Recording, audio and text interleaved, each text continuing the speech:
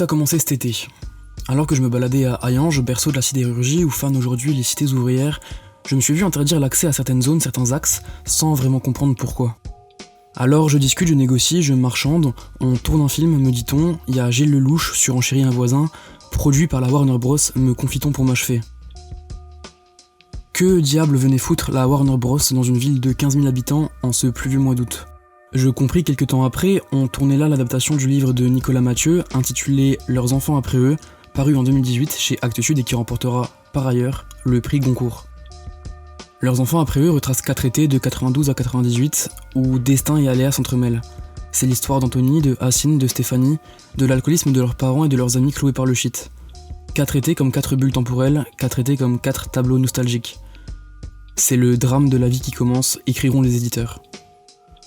Alors, bien sûr, je ne peux nier cet affect tout particulier et tout naturel que je ressens face à cette œuvre. La statue Notre-Dame, la côte du Conacaire, les rives de la Moselle et un bistrot à l'odeur de clopes et de sueur, ces endroits qui servent de décor à ce récit sont les mêmes qui nous ont vu grandir, nous, les mioches de la vallée. En lisant ce livre, je me balade dans les rues que j'ai toujours connues, dans les souvenirs que je m'y suis fait, et dans les histoires que l'on m'a racontées. Une fois ce manque d'impartialité avoué, il ne demeure alors plus que les qualités évidentes de l'ouvrage. C'est un récit quasi politique d'une France de l'entre-deux, où les derniers témoins des 30 Glorieuses sont les friches croulantes et rouillées et les alcooliques du comptoir. Flaubert peut bien aller se faire foutre avec Mégara, Faubourg de Carthage et ses jardins d'Amilcar. On est cette fois ici dans la plus moyenne des Frances, dans l'antithèse de la mondialisation. Nicolas Mathieu choisit précisément cette ambiance de picon, de chômage et de tension pour faire éclore les plus délicates des histoires. Celle d'un amour impossible, celle d'un gamin sur une moto, celle d'adolescents tiraillés entre le déclin et la rage, qui ne pensent qu'à une chose, partir.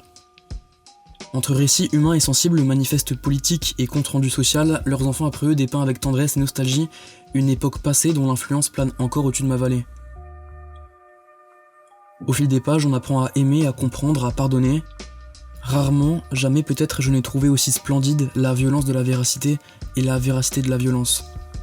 Cette histoire, je commence à croire que c'est une petite histoire de la France, que c'est un petit bout de chacun de nous. L'auteur en est conscient et clôt son écrit en l'exprimant avec la plus pure des formulations, l'effroyable douceur d'appartenir.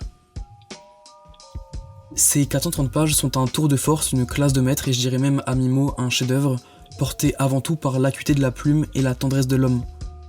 J'ai hâte et peur aussi de découvrir ce film au cinéma. Les histoires de la vallée des anges ont conquis le Goncourt, reste à voir si elles conquériront les Césars.